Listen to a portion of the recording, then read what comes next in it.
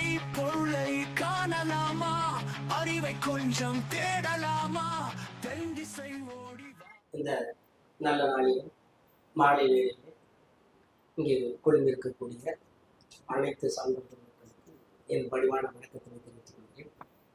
குறிப்பாக இந்த கீழடி சார்ந்து ஒரு அற்புதமான கருத்தரங்கை நிகழ்த்தி கொண்டிருக்கக்கூடிய நமது புரட்சிகர இளைஞர் முன்னணி அவர்களுக்கும் இந்த பெரியார் பட்டறையை உருவாக்கி சீரும் சிறப்போடு வளர்த்து கொண்டிருக்கக்கூடிய ஐயா முதற்கொண்டு இங்கே இருக்கக்கூடிய அனைத்து நல்லவர்களையும் நான் மகிழ்ந்து பார்த்துக்கிறேன். இந்த நிகழ்ச்சியை உங்களுடைய தலைமுறை நடத்திய முத்து ஐயா அவர்களுக்கும் வரவேற்பை வழங்கிய நம்முடைய கனல் ஐயா அவர்களுக்கும் துவக்கி வைக்கக்கூடிய ராமகிருஷ்ண ஐயா அவர்களுக்கும் பணிவான வணக்கத்தினை தெரிவித்துக் கொண்டு எனக்கு பின்னே பேச இருக்கக்கூடிய மகேஸ்வரன் ஐயா அவர்களுக்கும் எனது பணிவான வணக்கத்தினை தெரிவித்துக் கொண்டு நான் எனது கருத்துரைக்கு உள்ளே சொன்ன கீழடி தமிழர் தாய்மொழி கீழடின்னு சொன்ன பிறகே ஏதோ நமது உடலுக்குள் ஒரு ரசாயன கலவை கலந்து விட்டது போல நம் உடலுக்குள் ஏதோ முறுக்கியவரை கண்டு நாம் அது தொடர்பாக சிந்திக்கும் போது பேசும் போதும் நம்மை அறியாமலேயே நமக்குள்ளே ஒரு பெருமையும் பூரிப்பும் வந்து விடுகிறது. உலகத்தில் இருக்கக்கூடிய சந்து பொந்து இண்டு இடுக்க அத்துணை பேர்களுக்கும் இந்த கீழடியை இப்ப தெரியாமல் இல்லை.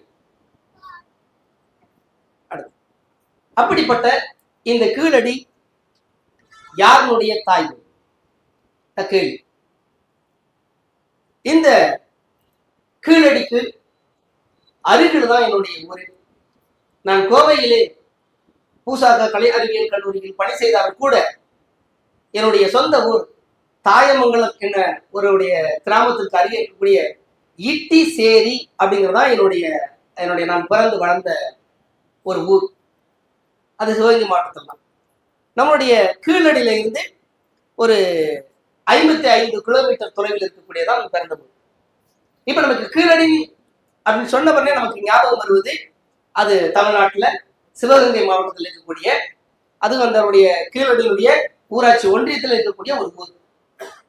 இந்த ஊர்ல இன்னைக்கு நம்மளுடைய பெருமையை பறைசாற்றக்கூடிய அளவுக்கு அங்கே கிடைக்கக்கூடிய நம்முடைய இந்த பெருங்கற்கால தரவுகள் எல்லாம் கிடைத்துக் கொண்டே இருக்கின்றது.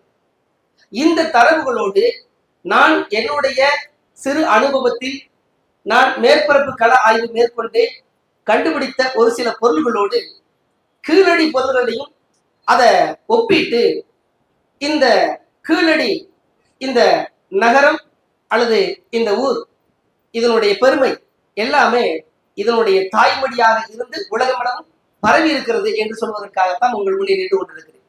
அந்த அடிப்படையில் மதுரையில இருந்து ஒரு 11 கிலோமீட்டர் தொலைவிலும் வைகாட்டினுடைய தென்கரையிலும் அமைந்திருப்பதுதான் நம்முடைய கீழடி. நாகமுகந்தன்குடி என்று ஒரு கிராமம், அது எனது ஊருக்கு அருகில இருக்கக்கூடிய ஒரு கிராமம். அது கிட்டத்தட்ட ஒரு 52 கிலோமீட்டர் தொலைவில் இருக்கக்கூடிய ஒரு ஊர். அதற்கடுத்து முனைவென்றி ஒரு கிராமம், அது கிட்டத்தட்ட ஒரு 62 கிலோமீட்டர் இருக்கக்கூடிய. ஏன் இந்த 3 ஊர்களை நான் எடுத்திருக்கேன்னா கிட்டத்தட்ட ஒரு 8 ஊர்களை நான் எனது தனிப்பட்ட முயற்சியில் தொல்லியல் தரவுகளை கண்டுபிடித்து நம்முடைய தொல்லியல் துறைக்கு நான் அடையாளப்படுத்தியிருக்கிறேன். தொல்லியல் துறைக்கு அடையாளப்படுத்தியிருக்கிறேன். அதுல இந்த 3 ஊர்ல இருக்கக்கூடிய இந்த தரவுகள் இருக்கு இல்லையா, இந்த தரவுகள் இந்த கீழடியோடு ஒத்து போகிறது, சமகாலத்தை சார்ந்ததாக இருக்கிறது. அதனால் இந்த ஊரில் கிடைக்கக்கூடிய இந்த பொருள்களை நான் கீழோடு கம்பேர் பண்ணி பார்த்து சொல்லலாம்னு நினைக்கிறேன். அடுத்து முதல்ல நம்ம இந்த கீழடிக்கு உள்ள போறதுக்கு முன்னாடி நமக்கு வரலாறு எவ்வளவு முக்கியம் அப்படின்னு தெரிஞ்சுக்கணும். நம்மளுடைய வரலாறு நமக்கு தெரியலைன்னா நாம் எப்படி ஆவோம் அப்படிங்கிறத மார்க்ஸ் கார்வே எப்படி சொல்வார். தங்களது கடந்த கால வரலாறு, தோற்றம், கலாச்சாரம் ஆகியவற்றை அறியாத மக்கள் வேறற்ற மரத்திற்கு சமமானது. ஒரு மரத்திற்கு வேர் இல்லைன்னா அது எப்படி பட்டு கொஞ்ச நாள் அது இருக்கிற இடம் தெரியாம போயிருமோ அது போல நாமும் ஆகிவிடுவோம். அதற்காகத்தான் சிலர் நம்முடைய அடையாளத்தை அழிப்பதற்காக என்ன செய்து கொண்டிருக்கிறார்கள் உங்களுக்கே தெரியும். நான் சொல்லி புரிய வேண்டும் என்ற அவசியம் இல்லை. அப்படிப்பட்ட இந்த வரலாறை நாம் தெரிந்து கொள்ள வேண்டும். ஏன்னா தன் வரலாறு தெரியாத மனிதர்கள் வாழ்ந்தன லாபம். இங்க நான் யாருன்னு எனக்கு தெரியல, என்னுடைய அப்பாவுடைய அப்பா, தாத்தா, அவருடைய பாட்டன் பூட்டன், நம்ம எந்த வழியில இருந்து வந்தோம், நம்ம எவ்வளவு நம்மளுடைய நகர நாகரிகத்திற்கு சொந்தக்காரர்கள் என்று தெரியாமலே நாம் வாழ்ந்து முடித்து விடுகிறோம். அப்ப நம்மளுடைய வரலாறு ரொம்ப முக்கியம் அப்படிங்கிறதா நான் ஃபர்ஸ்ட் இதை பாயிண்டா சொல்லியிருக்கேன். ரெண்டாவது, இந்த வரலாறுக்குள்ள நம்ம கீழடிக்கு உள்ள போக போறோம் அப்படின்னா அங்க கிடைக்கக்கூடியது பெருங்கற்கால தரவுகள் அப்படின்னு சொல்றோம். இந்த பெருங்கற்கால தரவுகள்ல என்னென்ன கிடைச்சிருக்கு, முதல்ல பெருங்கற்காலம்னா என்ன நமக்கு தெரிஞ்சிருக்கணும். பெருங்கற்காலம்னா பெரிய பெரிய கற்களால் ஈம சின்னங்களை உருவாக்கிய காலகட்டத்தை தான் அது பெருங்கற்கால காலம் சொல்றோம். அந்த காலகட்டத்தின்படி என்னென்ன கிடைச்சிருக்கு அப்படின்னு பார்த்தீங்கன்னாக்க கிட்டத்தட்ட நிறைய அந்த பெருங்கற்கால தரவுகள்ல நிறைய நிலைகள் இருக்கு, நிறைய படிநிலைகள் வளர்ச்சி அடைந்திருக்கு. அதுவும் அந்தந்த ஏரியாவில் என்னென்ன கிடைக்குதோ அதை வைத்துக்கொண்டே இந்த சொல்ல நம்முடைய பழமொழி இருக்கு, வல்லவனுக்கு புல்லும் ஆயுதம் சொல்ல முடியும். அந்த மாதிரி அன்றைய காலத்தினுடைய மக்கள் என்ன பண்ணியிருக்காங்கன்னாக்கு எந்தெந்த ஊர்ல என்னென்ன பொருள் கிடைத்திருக்கிறதோ அதை வைத்துக்கொண்டே அவர்கள் தங்களுடைய வரலாறை வந்து என்ன பண்ணிருக்காங்க, கட்டமைத்திருக்கிறாங்க. அந்த அடிப்படையில கல்வட்டம், கற்பதுக்கை, கற்குவை, பரல் உயர்வதுக்கை, கற்கிடை, அதுக்கு கல் திட்டை, அது ரெண்டு சேர்த்து சொல்லலாம், அது அல்லது இதுன்னு சொல்லலாம். அது மாதிரி நெடுநிலைக்கல், குடைக்கல், தொப்பிக்கல், நடுகள், முதுமக்கள் தாலி, இது எல்லாமே இந்த பெருங்கற்கால தரவுகளுக்குள்ள வந்துடும். இதான் அதனுடைய அடிப்படை ஆய்வு. இந்த பெருங்கற்கால தரவுக்குள்ள வந்துடும். இந்த முதுமக்கள் தாலிகளும் எல்லாமே ஒரு செட்டா இருக்குல்ல, அதாவது இந்த பெருங்கற்கால தரவுகளுக்குள்ள அமைஞ்சிரும். அந்த அடிப்படையில இந்த பெருங்கற்காலம் சொல்லிட்டோம், இவ்வளவு அதனுடைய வகையை சொல்லிட்டோம் அப்படின்னா இதனுடைய காலகட்டம் என்னன்னு நமக்கு தெரிஞ்சிருக்கணும். ஏன்னா நமக்கு வந்து பல காலத்துல வந்துட்டே இருக்கிறோம், நம்மளுடைய கற்கால கருவிகள் கண்டுபிடித்த காலகட்டங்கள்ல இருந்து வந்திருக்கிறோம். இப்ப நமக்கு பெருங்கற்காலம் அப்படிங்கும் போது தொல்லியல் அறிஞர்கள் சொல்லக்கூடிய ஒரு கதைனாக்க புதிய கற்காலம், நியோலித்திக்னு சொல்லுவாங்க. வந்த இந்த காலகட்டத்தை அவங்க என்ன சொல்றாங்க, கிமு 4000 இருந்து 1000 வரை இருக்கக்கூடிய காலகட்டத்தை தான் புதிய கற்காலம் சொல்றாங்க. அதுக்கடுத்து பெருங்கற்காலம் அப்படிங்கிறது 1000 இருந்து கிமு 300 வரை. இதற்கு அடுத்துதான் சங்க காலம் வருது, அதுக்கடுத்து சங்க மதிவிய காலம் வருது, அதுக்கடுத்து அப்படியே நம்முடைய அந்த படிப்படியா நம்முடைய கால வளர்ச்சியில நம்முடைய இலக்கிய வரலாறு சொல்லப்பட்டிருக்கு. இப்ப நாம பார்க்கிற இந்த தொல்லியல் தரவுகளுடைய காலகட்டத்தை கிட்டத்தட்ட நம்ம என்னக்கு 1000 முதல் 3000 வரைக்கும் இருக்கக்கூடிய காலகட்டத்தில் கிடைக்கக்கூடிய தரவுகள் தான் அப்படின்னு பாக்குறோம். நெக்ஸ்ட், இந்த அடிப்படையில இப்ப நமக்கு முதல்ல இந்த தொல்லியல் தரவுகளை இந்த பல வந்து நம்மளுடைய வகை சொல்லியிருந்தோம் இல்லையா, அது என்னென்ன அப்படிங்கறது அந்த படங்களை காமிக்கிறேன். இது பெரும்பாலும் என்னுடைய மாணவர்களுக்கு நான் காமிக்கிறது. ஏன்னா பலர் நம்ம என்ன பண்றோம், இதை பார்த்துட்டு கடந்து போயிடும். ஏதோ ஒரு கல் இருக்கு அப்படின்னு கடந்து போயிடும், ஏதோ வந்து ஒரு சுமை தாங்கி கல் இருக்குன்னு சொல்லி கடந்து போயிடும். அது கல் இல்லை, நம்மளுடைய வரலாறு அப்படின்றதுக்காக இதை காமிக்கிறது என்னுடைய வழக்கம். அந்த அடிப்படையில இது பாருங்க, இதை வந்து கல் வட்டம்னு பேரு. கிட்டத்தட்ட இது பார்த்தினாக்க வட்டமா கல் அடைக்கிருப்பாங்க. இதுல இன்னைக்கு வரை நம்ம ஒரு கவுச்சு பார்த்தா தெரியும், இந்த கல் வட்டங்களையே ஒரு கல் மட்டும் கொஞ்சம் உயரமா இருக்கும் பாருங்களேன், ஒரு கல் மட்டும் உயரமா இருக்கும். அந்த கல் என்ன உங்களுக்கு தெரியும் நினைக்கிறேன். ஏன் அப்படி அந்த ஒரு கல் நம்ம உயரமா வச்சிருக்கிறோம், அதான் தலைமாடு. ஏன்னா இந்த வழக்குங்கிறது இப்ப கிட்டத்தட்ட இதனுடைய காலகட்டம், இதனுடைய இது பார்த்தோம்னா கிட்டத்தட்ட 2500 இருந்து 3000 வருஷத்துக்கு முன்னாடி இருக்கக்கூடிய காலகட்டத்தில் வாழ்ந்த அந்த மக்கள் வந்து என்ன பண்ணிருக்காங்க, புதைத்திருக்கிறார்கள், இறந்தவர்களை புதைத்திருக்கார்கள். இந்த புதைத்த இடம் வந்து இந்த சட்டு பகுதி நடுவால புதைச்சிட்டு அதை சுத்தி வந்து என்னன்னாக்க பெரிய பெரிய அந்த கற்களை தூக்கி வச்சிருவாங்க. இந்த கல்லு தான் அவங்களுக்கு அடையாளம். இன்னைக்கு நம்ம சொல்ற கல்லறை கட்டி வைக்கிறோம் இல்லையா, அது அன்றைய கல்லறை, அதை ஈமச்சிடம் சொன்னேன், அதே கல்லறை. அதுல அந்த தலைப்பாடு மட்டும் வந்து கொஞ்சம் உயரமா இருக்கும். அப்படின்னா இன்னைக்கு வரையும் பாருங்களேன், எந்த ஒரு இதா இருந்தாலும் சரி, எந்த ஒரு சமூகம் இருந்தாலும் சரி, நம்ம வந்து அந்த சமாதி அமைச்ச பிறகு ஒரு சாதாரண ஏழை குடும்பமா இருந்தா கூட அந்த பாடை கட்டி தூக்கிட்டு போறோம் இல்லையா, அந்த பாடை கட்டி தூக்கிட்டு போற கம்பை வெட்டி தலைமாட்டில் ஊண்டி வைப்பாங்க. இல்லையா, ஏன்னா அதுக்கு பிறகு இன்னைக்கு வந்து எல்லாருமே வளர்ந்தாச்சு, ஒரு என்ன தோற்றம் மறைவு அப்படின்னு ஒரு கல்லு உண்டு ஆரம்பிச்சிடும், சிலுவை உண்டு ஆரம்பிச்சிடும். எல்லா காரணமும் இப்ப நம்ம ஊண்டி இருக்கு இல்லையா. அப்படின்னா இது ஒரு பண்பாடு சார்ந்த ஒரு பழக்க வழக்கம். அப்படின்னா இந்த பண்பாடு இன்னைக்கு நாம கடைபிடித்துக் கொண்டிருக்கக்கூடிய இந்த பண்பாடு அப்படிங்கிறது கிட்டத்தட்ட ஒரு 3000 ஆண்டுகளுக்கு முன்பு இருந்து இதுவரை என்னதுக்கு வளர்ந்து வந்து கொண்டிருக்கக்கூடிய ஒரு பண்பாடு என்பதை நம்ம தெரிந்து கொள்ள வேண்டும். அந்த அடிப்படையில இந்த கல் பெருசா ஒண்ணு இருக்கு, இது கல் வட்டம் பேரு. இது வந்து கற்பதுக்கை. இது வந்து பாத்தீங்கன்னா நம்ம வந்து நம்மளுடைய அரைமறை ரூம்ல இருக்கக்கூடிய ஒரு அரைமறையா இருக்கும். அதுல 2, 3, 4 இதுக்குள்ள பாருங்க, நான் நிக்கிறேன், எனக்கே எவ்வளவு ஆழமா இருக்குன்னு பாருங்க. இவ்வளவு ஆழத்துக்குள்ளதான் நம்ம வந்து நம்ம 6 அடி குழி தோண்டுவோம் சொல்லுவோம் இல்லையா, இது அதுக்கு முன்பே இப்ப எவ்வளவு மண் அதுல மூடிட்டு இல்லை, நான் நிற்கும் போதே என்னுடைய சோல்டருக்கு இருக்குது. அப்ப இன்னும் எவ்வளவு ஆழத்தை வச்சுக்காங்கல்ல. இது கிட்டத்தட்ட வந்து ஒரு இங்க 2 அறை இருக்கு, இந்த சைடு ஒரு அறை இருந்தது, மொத்தம் அதுக்குள்ள 3, 4 அறை இருக்கு. அந்த இடத்துல அதுக்குள்ள 4 இருக்கு. இது வந்து கொடுமணல், நான் என்னுடைய மாணவர் கூட்டிட்டு போன இடம், அதனால கொடுமணல் நான் போட்டு வச்சிருக்கேன். ஆனா வந்து இது வந்து இது என்ன இன்னொரு வகை எனக்கு இந்த கற்குவை எனக்கு அதை புதைச்சிட்டு இது சிஸ்டம் இந்த பவன் இந்த கல் இருக்கு இல்லையா, கிட்டத்தட்ட நம்மளுடைய இந்த பாய் அல்லது பெட்னு வச்சுக்கலாம். இன்னைக்கு நம்ம வச்சிருக்க பெட் இருக்கு இல்லையா, அந்த பெட் சைஸுக்கு என்ன பண்ண அதோட பெருசா, அதோட பெரிய சைஸுக்கு அன்றைய காலகட்டத்தில் நீங்க யோசனை பார்க்கணும். இன்னைக்கு எல்லா பாறைகளையும் அறுக்கிறதுக்கு மிஷின் இருக்கு, அன்னைக்கு எதுவுமே கிடையாது. அன்னைக்கு எதுவுமே கிடையாது. அந்த காலகட்டத்துல அழகா ஒரு பெட்டு மாதிரி கிட்டத்தட்ட ஒரு 5 இன்ச்சு கணத்துல பெரிய ஒரு 10க்கு 10 அந்த மாதிரி வெட்டி கொண்டு எடுத்துருவாங்க. அப்ப யோசனை பார்க்கணும், எதை வச்சு அவன் வெட்டியிருப்பான், எப்படி அந்த கல்லை உருவாக்கி இருப்பான் அப்படின்னு பார்க்கணும். அப்படி வெட்டி மறுபடியும் என்ன பண்ணாங்க, அது மூடின பிறகு அந்த நாய் அவன் ஒன்னு யோசனை பண்ணிருக்க. என்ன யோசனை பண்ணாங்க, நம்ம கூட வாழ்ந்தவன், நம்ம கூடவே இருந்தவன், நம்ம கூடவே சுத்தினவன், அவன் இப்ப இறந்துட்டான், இப்ப இல்ல, அவனை புதைச்சிட்டோம். ஆனா புதைச்ச பிறகு எந்த நாய் நிறைய அவனை வந்து அதை வந்து கொத்திட்டு அவனை பிச்சு தின்றக்கூடாது, அது அவனுக்கு கஷ்டமா நினைச்சிருக்கு. அதனாலதான் இப்படிப்பட்ட அவன் காரியத்தை செஞ்சு வைக்கிறான்.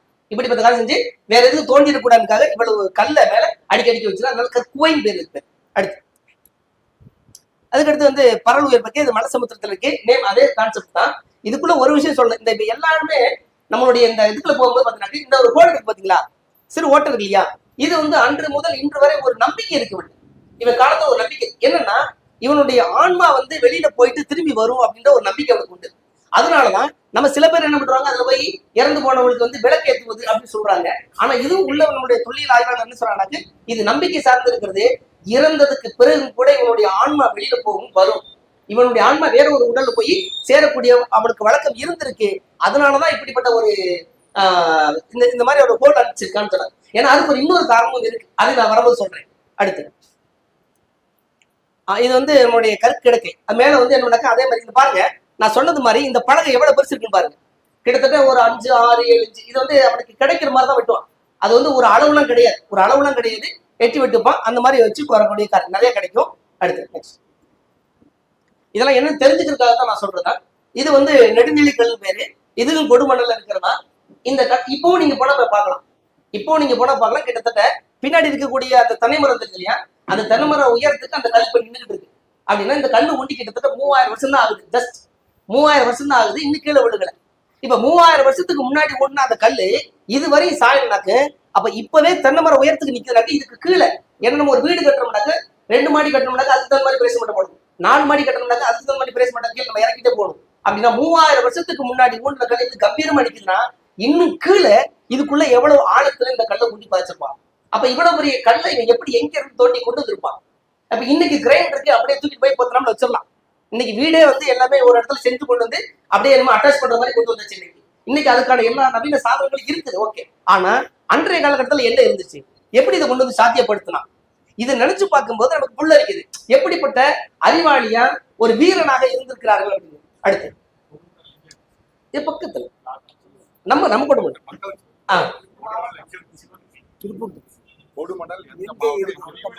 நம்ம திருப்பூர் மாவட்டத்துல கொடுமணல் இங்க பக்கத்துல நமக்கு ஊத்துக்களிக்கு பக்கத்துல இருக்கக்கூடியதான். நீங்க ஒரு பைக் எடுத்தா 1.5 நேரத்துல போயிட்டு வந்துடலாம்.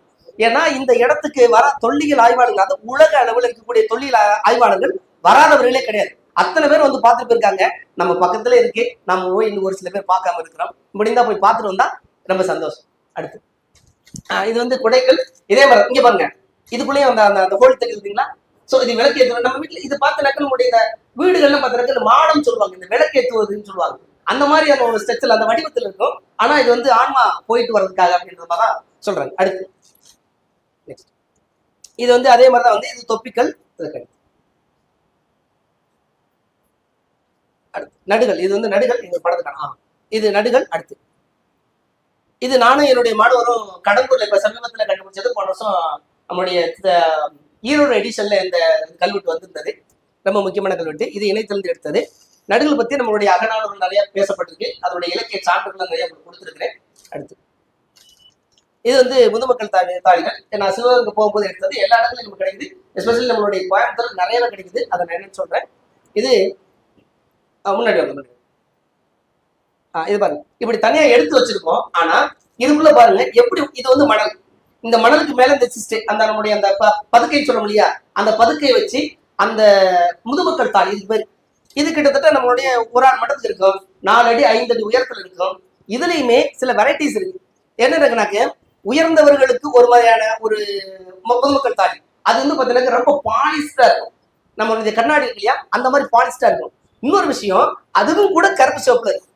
அதுவும் கூட கருப்பு சிவப்புல இருக்கும். ஆனா இன்னொரு விஷயம் இதுல பாத்தீங்கன்னா, இவ்வளவு அது பாலிஸ்டா கருப்பு சிவப்பா இருக்கும். ஆனா சாதாரண மக்களுக்கு கூட இந்த முதுமக்கள் தாலி தான் வச்சிருக்காங்க. அப்படின்னா மன்னர் இறந்தாலும் அந்த முதுமக்கள் தாலி தான் வச்சிருக்கலாம். நம்மளுடைய சாதாரண மக்கள் இறந்தாலும் இந்த முதுமக்கள் தாலி தான் புதைச்சிருக்கோம் அப்படிங்கிறது. இந்த அடிப்படையில் அது நெறிஞ்சு போயிடாம இருக்கிறதுக்கு இதுல இருந்து பாருங்க, நீங்க நம்மளுடைய கீழடியில 3ஆம் கட்ட அகழ்வாய் வரும்போது அந்த ஹெட்டிங் இருந்துச்சு, மூடியுடன் கூடிய முதுமக்கள் தாலி அப்படின்னு தான் போட்டு வச்சிருக்காங்க. ஏன்னா அதுக்கு முன்னாடி மூடி இல்லாம தான் அவங்க எல்லாமே கண்டுபிடிச்சாங்க. இப்ப வந்து ஒரு பானை இருந்தா தண்ணி வச்சிருந்தா தண்ணி மூடி வைப்போம் இல்லையா, அந்த மாதிரி அந்த மூடியுடன் கூடிய முதுமக்கள் தாலி. அதுக்கு முன்னாடியே நான் உடனே என்னுடைய முனைவன்றி ஊர்ல ஒண்ணு கண்டுபிடிச்சிருந்தேன். அதுக்கு பிறகுதான் வந்து கீழடியில அந்த மாதிரி ஒரு ஸ்ட்ரக்சரை கொண்டு வந்தாங்க.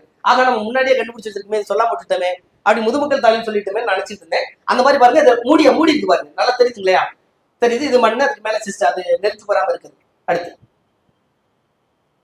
இந்த இந்த முதுமக்கள் தாலி பற்றி நம்முடைய இலக்கியங்கள்ல நிறைய பதிவுகள் இருக்கு. என்னன்னாக்கு மா இருந்தாலி அப்படின்னு நற்றிலும், தாலி குவளை வாடு மலர் சூட்டி அப்படின்னு அகநானூற்றிலையும், மன்னர் மறைந்த தாலி, அதாவது மன்னர் இறந்து போயிட்டான் அவனை வச்சு புதைச்சிருக்காங்க, அவனுக்காக எழுதப்பட்ட பாட்டு மன்னர் மறைந்த தாலி அப்படின்னு நம்முடைய பதிற்றுப்பத்திலையும், வியன்மலர் அகன்பொழி ஈமத்தாலி என்று புறநானூற்றிலையும். இது எத்தனை வகையா அந்த புதைத்தல் சுடுதல் இருக்கு இல்லையா, அது நம்மளுடைய பின்னாடி இருக்கு. காப்பிய காலத்துல வரும்போது நம்மளுடைய மணிமேகலை சொல்றாங்க, சுடுவோர் இடுவோர் தொடுகுளிப்படுவோர் தாழ்வையின் அடைப்போர் தாழ்வில் கவிழ்ப்போர் அப்படின்னு.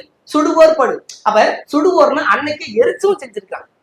அன்னைக்கு என்ன பண்ணீங்க, எரிக்கும் சுடுகாடும் இருந்திருக்கு, இடுகாடு. சுடுகாடு வேற, இடுகாடு வேற. நம்ம ரெண்டுமே ஒரே மாதிரி சொல்லிட்டு தரோம். சுடுகாடு போயிட்டு வரேன், இடுகாடு போயிட்டு. இடுகாடுனா இடுவது, இடுவதுனா புதைப்பது, சுடுகாடுனா சுடுவது, எரிப்பது. அப்ப அன்றைய காலத்துல அது ரெண்டுமே இருந்திருக்கு அப்படிங்கிறத இந்த பாடல் வழியாக நம்ம தெரிந்து கொள்ள முடிகிறது. அடுத்து இவ்வாறாக இப்ப நான் 2 வகையை பிரிச்சு பேசணும்னு நான் முடிவு பண்ணிட்டேன். ஒண்ணு, இந்த தொல்லியல் தரவுகள் என்ன அப்படின்னு உங்களுக்கு அந்த படத்தை காமிச்சிட்டு அதுக்கு பிறகு நான் கீழடிக்கு உள்ள போகலாம் அப்படின்னு முடிவு பண்ணிட்டேன். இப்ப அதுல என்னுடைய ஃபர்ஸ்ட் பார்ட்டை வந்து நிறைவு செய்யக்கூடிய அந்த கால நேரத்தில் நிற்கிறேன். ஒண்ணு, இதுவரையும் பார்த்தீங்கன்னாக்க நம்ம தமிழ்நாட்டுல 170க்கு மேல நிறைய இடங்கள்ல வந்து அகழ்வாயில் நடந்திருக்கு. 1.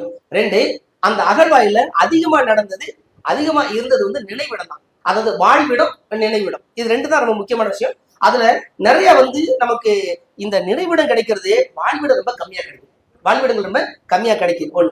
அந்த அடிப்படையில இந்த நம்மளுடைய ஆய்வை தமிழகத்துல முன்னெடுத்தவர் வந்து பார்த்தீங்கன்னா முதல்ல 1863 சென்னை பல்லாவரத்துல ராபர்ட் புரூஸ் புட் என்ற ஒரு நிலவியல் அறிஞர் தான் முதல்ல ஒரு அதாவது எலும்பையும் ஒரு கற்கால கருவியும் கண்டுபிடிச்சு முதல்ல சொல்றான்.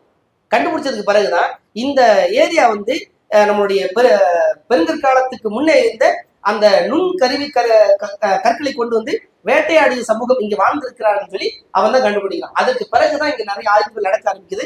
அந்த அடிப்படையில நிறைய ஆய்வுகள் நடந்தாலும் கூட விரிவான ஆய்வுகளுக்கு ஆதிச்சநல்லூர், அரிக்கமேடு, காவிரி பூம்பட்டினம், அழகன்குளம், கொடுமணல், பொருந்தல், கீழடி, இதுதான் கொஞ்சம் விரிவான ஆய்வுகளா இருந்திருக்கு. இன்னும் ஒரு சில இடங்கள் இருக்கு. இது போக மத்த எல்லாம் 1, 2, 3 அப்படி மாதிரி நடந்து வந்துருச்சு. இப்ப சிவகலை வந்துட்டு இருக்கு, நம்மளுடைய பொருந்தல் வந்து இதெல்லாம் வந்துட்டு இருக்கு. அதுல ஒரு சிலது மட்டும் நான் சொல்லியிருக்கேன். சரி, இந்த அடிப்படையில இங்க கீழடி மட்டும் நான் 2ஆ பிரிச்சிருக்கேன். 2013 இருந்து இன்னைக்கு வரை நடந்துட்டு இருக்கு. இந்த கீழடி அகழ்வாய்வு நடந்ததற்கு பிறகுதான் தொல்லியல் அப்படின்ற ஒரு துறையே தமிழ்நாட்டுல இருக்குன்னே சில பேருக்கு தெரியும். அதுக்கு முன்னாடி அப்படிப்பட்ட துறை எப்பவோ இருந்துகிட்டு இருக்கு. ஆனா யாருக்கும் அந்த அளவுக்கு பெரிய விழிப்புணர்வு ஏற்படல. தொல்லியல் வந்து, அதாவது என்னுடைய கீழடியில கண்டுபிடிச்சதுக்கு பிறகுதான், அகழ்வாய்வு செஞ்சதுக்கு பிறகுதான், அமர்நாத் சில அறிக்கைகளை வெளியிட்டதுக்கு பிறகுதான் தமிழ்நாட்டுல இந்த இடுக்கு மூளை முடுக்கு சந்து பொந்து படிச்சவன் படிக்காதவன் தெரிஞ்சவன் தெரியாத அத்தனை பேருக்கும் தொல்லியல் ஒண்ணு இருக்குது. அது மனித சமூகத்தை பற்றி பேசக்கூடிய ஒரு வரலாற்று சிறப்பு மிக்க ஒரு துறை அப்படின்னு தெரிய வந்துச்சு. இதுதான் உண்மையும் கூட. சரி, தெரிய வந்துச்சு. இந்த வரலாற்று சிறப்பு மிக்க கருத்துக்கள் இருக்கு அப்படின்றதுக்காக மட்டும்தான் அது தெரிய வந்துச்சானா அது இல்லைன்னு உங்களுக்கு தெரியும். அது எதற்காக அது மூடி மறைக்க நம்மளுடைய மத்திய அரசு வந்து அதை மூடி மறைப்பதற்கு மிகப்பெரிய ஒரு பிளான் பண்ணாங்கன்னு உங்களுக்கு தெரியும்.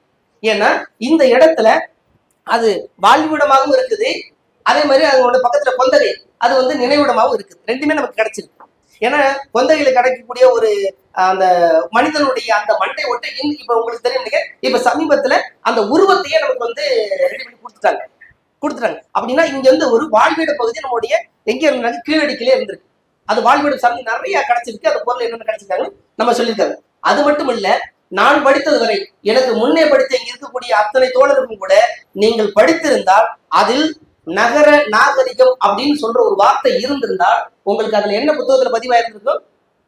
ஹரப்பா மொஹஞ்சதாரோ நமக்கு நகர நாகரிகம், அதற்கு அதுதான் நமக்கு நகர நாகரிகம் இருந்திருக்கு அப்படின்னு. அப்படின்னா இந்த நம்மளுடைய கீழடி அகழ்வாய்வு நடந்தது, அதாவது நடப்பதற்கு முன்பு வரை தமிழர்களுக்கு நகர நாகரிகம் கிடையாது என்பதுதான் உண்மையாக இருந்தது. அதற்கு பிறகு இந்த நகர நாகரிகம் நம்மளுடைய கீழடி அகழ்வாய்வு செய்ததற்கு பிறகு மிகப்பெரிய ஒரு நகர நாகரிகம் இங்கே இருந்திருக்கிறது. அது கண்டுபிடிக்கப்பட்டு விட்டது அப்படின்னு தெரிஞ்சதுக்கு பிறகுதான் இன்னைக்கு என் பையன் படிக்கிற ஸ்கூல்ல நகர நாகரிகத்தை பத்தி சொல்லு, கீழடியில பெரிய அகழ்வாய் நடந்திருக்கு அப்படின்னு அவன் படிக்கக்கூடிய இவன் படிக்கிற இப்ப பாடத்திட்டம் சேர்த்திருக்காங்க. அப்படின்னா இந்த வரலாறு எந்த அளவுக்கு திருத்தி எழுதப்பட வேண்டிய காலகட்டத்தில் நாம் இருக்கிறோம் என்பதையும் நாம் புரிந்து கொள்ள வேண்டியிருக்கிறது. எந்த அடிப்படையில் புரிந்து கொள்ள வேண்டும். இது ஒண்ணு. ரெண்டு, நெக்ஸ்ட் இதுக்குள்ள இப்ப இந்த மனித சமூகத்தினுடைய வரலாறு எப்படி, இந்த கீழடிதான் தாய்மொழி, அந்த கீழடியில இருந்துதான் நமக்கு மிக முக்கியமான தரவுகள் கிடைக்குது. இது தாய்மொழின்னு சொல்றதுக்கு இதுக்கு எல்லா வகையான தகுதிகளும் இருக்கு அப்படின்றா நம்ம முன்னாடி இந்த மனித இனத்தினுடைய அந்த தொடர்ச்சியை லேசா பார்க்க வேண்டியிருக்கு. அந்த மனித இனத்துடைய தொடர்ச்சியை பார்க்கணும். அப்படின்னாக்க இந்த மனித இனம் தோன்றியதுக்கு பிறகு அது பெரிய கதை, நான் ரொம்ப சுருக்கமாக சொல்லியிருக்கேன். அந்த பெரிய கதையில முதல்ல நாடோடி சமூகமா அடையும். நாடோடி சமூகமா ஏன்னா அவனுக்கு தேவை பசி மட்டும்தான். அவனுக்கு ஒரு வயிற்றுக்கு சாப்பாடு கிடைச்சா போதுமானு. அப்படின்னா அவன் புலம்பெயர்ந்து அவன் பாட்டுக்கு அப்படியே மலை ஏறி மாட்டு சுத்திட்டே இருந்தான். இதுதான் அவனுடைய முதல் கட்ட நகரமா இருந்தது. அந்த நகரத்துல இந்த நாடோடி சமூகம் முடிச்ச பிறகு அந்த நாடோடி சமூகத்துல அவனுக்கு பல இன்னல்கள் நடக்குது. போறான், திடீர்னு பாக்குறான். அப்படி பார்த்துட்டு இருக்கும்போது எனக்கு நாடோடி தானே இருக்க, அவன் உள்ள ஒரு காட்டுக்குள்ள போறான். அங்க ஒரு சிங்கம் வந்துட்டு இருக்கு. இவன் பாக்குற அந்த சிங்கத்தை, என்னடா நம்ம நடந்து போயிட்டு இருக்கோம், இன்னும் அவன் அந்த அளவுக்கு பெரிய அறிவு அவன் இடத்துல. ஏன்னா நீங்க நினைச்ச உடனே இன்னைக்கு இருக்கக்கூடிய அறிவோடு நீங்க பொருத்தி பார்ப்பீங்க. நான் சொல்றது கிட்டத்தட்ட 3000 வருஷத்துக்கு முன்னாடி போய் பார்க்கணும், 4000 வருஷத்துக்கு முன்னாடி போய் பார்க்கணும். இன்னும் 4 வருஷத்துக்கு இந்த மனித இனம் தோன்றிய காலத்துல இன்னும் பண்ண லட்சக்கணக்கான ஆண்டுகளுக்கு முன் பார்க்கணும். அப்ப இவன் நேரடியா நிமிர்ந்து 2 காலம் நடந்து போறான். அந்த சிங்கம் வரும்போது 4 காலம் நடந்து வருது. அது ரொம்ப குள்ளமா இருக்கு, ரொம்ப முடிகள் அதிகமா இருக்கு. என்னடா இருக்கு அப்படின்னு அதை கூட எப்படி பார்த்துக்கலாம், ஆச்சரியமா பார்த்திருக்கலாம். முதல்ல அவன் எப்படி பார்த்துக்கலாம், ஆச்சரியமா பார்த்திருக்கலாம். அந்த ஆச்சரியத்தை பார்க்கும்போது அது வேட்டையாடி அது தன்னுடைய உணவை எடுத்துக்கொள்ளக்கூடிய ஒரு மிருகம் இவனுக்கு தெரியாம இருந்து கூட இருக்கலாம். அப்படின்னா இவன் ஆச்சரியமா பார்க்கும்போது அது அங்கிருந்து அப்படி பாஞ்சு சட்டுன்னு அதனுடைய கழுத்தை பிடிச்சு நெரிச்சு அப்படியே அந்த ரத்தத்தை குடிச்சு என்ன டேஸ்ட்னு சொல்லிட்டு கூட போயிருக்கலாம். பிளாடி டேஸ்ட் அப்படின்னு சொல்லிட்டு போயிருக்கலாம். தெரியாது, நமக்கு தெரியல, அப்படி போயிருக்கலாம். அப்படி அவன் என்ன பண்ணனாக்கு அந்த விலங்குகளுக்கு பயந்து வாழக்கூடிய ஒரு காலகட்டத்தில் இருந்திருக்கான். எவ்வளவு நாளைக்கு அடிச்சா அடிதாங்கிறது, எவ்வளவு நாளைக்கு ஓடி ஓடி ஒளிகிறது, வாழ்வா சாவா வா போட்டு பார்த்தலாம ஒரு முறையாக நினைச்சு படம் நினைக்க மாட்டானா. அந்த கட்டம் தான் அடுத்த சமூகமா அவன் வேட்டையாடு சமூகமா வாழும். ஏன்னா அவன் ஓடி ஓடி ஒளிகிறான். முதல்ல சொன்ன மாதிரியே அந்த சிங்கத்துக்கும் எல்லா காட்டு விலங்குகளுக்கும் அவன் என்ன பண்றான், ஓடி ஓடி ஒளிகிறான். அதுக்கு பிறகு ஓடி ஓடி ஒளித்தவன் என்ன பண்றான், போட்டு பார்த்தலாம் விலங்கா நம்மளும் போட்டு பார்த்தலாம் சொல்லி அவன் ஒரு கட்டத்துக்கு தைரியமா எந்திரிச்சு நிக்கிறான். அப்படி நிக்கும் போதுதான் அவன் வேட்டையாடு சமூகமா மாறான். அவன் விலங்குகளை வேட்டையாடி சாப்பிட ஆரம்பிச்சு அந்த அந்த சூழல் மாதிரி. இது என்ன உடனே 1 மாசம் 2 மாசம் அப்படிலாம் கிடையாது. இது எத்தனை ஆண்டுன்னு சொல்லி நம்மளால கால வரையறையே பண்ண முடியாது. அந்த அளவுக்கு அது எனக்கு கூட போயிருக்கும். வேட்டை சமூகம், வேட்டை சமூகத்துக்கு பிறகு ஆணிரி சமூகம். முதல்ல வேட்டையாடணும் இல்லையா, வேட்டையாடு சாப்பிட்டுப்பான்ல. ஒரு நாளைக்கு போறான், திடீர்னு போறான், ஒரு நாளைக்கு ஒரு மாடு கிடைக்குது என்னமோ. அன்னைக்கு இன்னைக்கு அது குற்ற செயலாக இருக்கிறது. அன்னைக்கு கிடையாது. அவன் ஏதோ சாப்பிட்டுப்பான், ஒரு முயல் சாப்பிட்டுருப்பான், மாடு சாப்பிட்டுப்பான், எதையும் ஒண்ணு சாப்பிட்டு இருப்பான். ஒரு நாள் சாப்பிடும் போது அதிகமான வேட்டை கிடைச்சிருக்கும். அப்ப அவன் என்ன பண்ணிருப்பான், ஒரு ஆடு கிடைச்சிச்சுன்னு நீங்க வச்சுங்களேன். இன்னைக்கு வரையாடுகள் இருக்கு இல்லையா, அந்த மாதிரி ஆடு நிறைய கிடைச்சிருச்சு. சரிங்களா, அப்ப நிறைய கிடைச்ச பிறகு அவன் ஒரே நேரத்தில் சாப்பிட முடியுமா, முடியாது. அப்ப என்ன பண்ணிருப்பான், அவன் வேட்டையாடுல இறந்து போன விலங்குகளை உடனே அவன் அன்னைக்கே சமைச்சு சாப்பிட்டா பங்கிட்டு சாப்பிடுவான். அதுதான் அவனுடைய குணாதிசயம் கூட. பங்கிட்டு சாப்பிட்டுப்பான். உசுரோட இருக்கிறத அவன் நாளைக்குன்னு கட்டி போட்டுருந்துருக்கான். அவன் நாளைக்குன்னு கட்டி போட்டதில்லை. அப்படி கட்டி போட்டத அது இவன் கூட பாசமா அது பழகி இருக்கலாம். அப்படி பழகி, ஏன்னா உங்களுக்கு தெரியும் நினைக்கிறேன், இங்க இருக்கிற இப்ப நம்ம நினைக்கிற வீட்டு விலங்குகள் கூட ஒரு காலத்தில் எல்லாமே காட்டு விலங்குகளாக இருந்ததுதான். அவன் கொண்டு வீட்டுல என்ன பண்ணான், பழகிட்டான். ஏன் உங்களுக்கே தெரியும், நம்மளுடைய கோவையில நம்மளுடைய குமிட்டிபதியில யானை சந்தை நடந்திருக்கு. அதுக்கான தொல்லியல் தரவு இருக்கு. நீங்க குமிட்டிபதி பாறை ஓவியத்தை போய் பாத்தீங்கன்னா அங்க யானையை பழக்கி சந்தையா அவன் வித்து இருக்கிறான். இன்னைக்கு நமக்கு அது கிடையாது. அப்படின்னா அன்னைக்கு அவன் என்ன பண்ணிருக்கான், அதே நிலையில் இருந்திருக்கலாம். அப்படின்னா அவன் என்ன பண்ணிருக்கான், அந்த ஆணிரைகளை அவன் வளர்க்க ஆரம்பிச்சிருக்கான். ஆடு மாடுகளை அவன் வளர்க்க ஆரம்பிச்சிருக்கான். வளர்க்க ஆரம்பிச்ச அந்த ஆணிரைகளை அவன் பயன்படுத்த ஆரம்பிச்சிட்டான். இப்ப அவனுக்காக, அவனுடைய தேவைக்காக பயன்படுத்த ஆரம்பிச்சிட்டான். அந்த தேவையினுடைய விளைவு என்னவாச்சுனாக்கு நிலவுடை சமூகமா இருந்துச்சு. அதுக்கு அவனுக்கு ஒரு இடம் தேவைப்படுச்சு. அந்த இடம் நீர்நிலையான இடம் அவனுக்கு தேவைப்படுச்சு. எங்கேயெல்லாம் நம்ம சொல்ல முடியா, எங்கேயே நமக்கு மனித நாகரிகம் வளர்ந்துச்சுனாக்கு ஆற்றங்கரை ஓரத்துல தான் அதனுடைய வளர்ந்துச்சு. அப்படின்னா இவன் தேடி போன இடம் எல்லாமே ஆற்றங்கரை ஓரம் தான். அப்படிப்பட்ட ஒரு ஆற்றங்கரை ஓரத்துல இருந்து கிடைத்த ஒரு தொழில் தரவு தான் நம்முடைய கீழடி. அந்த வைகை ஆற்றுக்கு பக்கத்திலேயே அவன் ஒரு மிகப்பெரிய ஒரு நிலவுடை சமுதாயமாக மாறுவது அந்த இடத்துலதான். அங்கேதான் அவனுடைய வாழ்வாதாரம் மேன்மடைய வளர்ந்திருக்கு, மென்மேல வளர்ந்திருக்குன்னு பார்க்கும். அந்த அடிப்படையில இந்த நிலவுடைமை சமுதாயம் வந்துருச்சு. வந்ததுக்கு பிறகு இன்னைக்கு அது எப்படி நமக்கு தாய்மொழியா இருக்குனாக்கு ஒரு மனித சமூகம் படிப்படியாக வளர்ந்து அது எவ்வாறு போகும் அப்படின்னு பார்க்கும். அடுத்து அந்த அடிப்படையில அவன் எப்படி அதை எல்லாருக்கும் பரவலாக்கம் பண்ணியிருப்பான். நம்ம சொல்ல முடியாது சும்மா அதெல்லாம் என்னடா சும்மா நம்ம ஒரு வார்த்தை சொல்ல முடியா. பழக்க வழக்கம், பழக்க வழக்கங்கிறது ஒரு சொல் கிடையாது. பழக்கம் வேற, வழக்கம் வேற. பழக்கம்னா முதல்ல அவன் செய்யறது, முதல்ல அவன் செஞ்சு பார்த்துருது. ஒரு தனி மனிதனாக அவன் என்ன பண்ணிருப்பான், செஞ்சு பார்த்திருப்பான். அப்ப அந்த பழக்கம் வழக்கமாக நாளடைவில் எல்லார்த்தையும் அதே மாதிரி நம்ம செய்யலாம் அப்படின்னு அது வழக்கமாக வரும். இப்ப ஒரு காலையில எழுந்திரிச்சு ஒரு கோலம் போடுறோம், குடிஞ்சின் மருந்து நல்லது அப்படின்னு எவனாச்சும் கொடுத்துச்சுனாக்க நம்ம என்ன பண்ணிப்போம், அதுவே வழக்கமா கொண்டிருக்கும் இல்லையா. அது வழக்கம். பழக்கம் வேற, வழக்கம் வேற. இந்த பழக்க வழக்கம் அது என்னவா மாறினாக்கு பண்பாடா மாறுது. இந்த பண்பாடுக்கு வேற ஒரு சொல்லு இருக்கு, அது கலாச்சாரம். இந்த கலாச்சாரம் தான் நம்மளுடைய இப்ப பேசிட்டு இருக்கக்கூடிய பெரும் நாகரிகமாக வளர்ந்துருக்கு. இந்த ரெண்டு சேர்த்து நம்முடைய பெரும் நாகரிகமாக வந்து இப்படிப்பட்ட நாகரிகத்தை உடையவர்கள் தமிழர்கள். அந்த நாகரிகம் எங்கே வளர்ந்துச்சுனாக்கு நம்மளுடைய கீழடியில வளர்ந்துருக்கு. அது எப்படி எல்லாருக்கும் போய் சேர்ந்திருக்கு, இன்னைக்கு எப்படி அது தாய்மொழியாக அது இருக்குது அப்படிங்கறத சில சான்றுகளோட பார்க்கலாம். அடுத்து ஏன்னா பண்படுவது பாடிருந்து ஒழுங்கு சொல்லிட்டு நம்முடைய கருத்தொகை அந்த வாரத்தை சொல்லு. பண்படுவது பாடிருந்து ஒழுங்கு. அவன் நிறைய நாள் அது என்ன பண்ணிப்பான், ட்ரை பண்ணிப்பான். அதுக்கு பிறகுதான் என்ன நடக்கும், எல்லாருக்கும் அது பரவும் அப்படின்னு பார்ப்போம். சரி, இந்த அடிப்படையில இந்த கீழடி தமிழர் தாய்மொழி.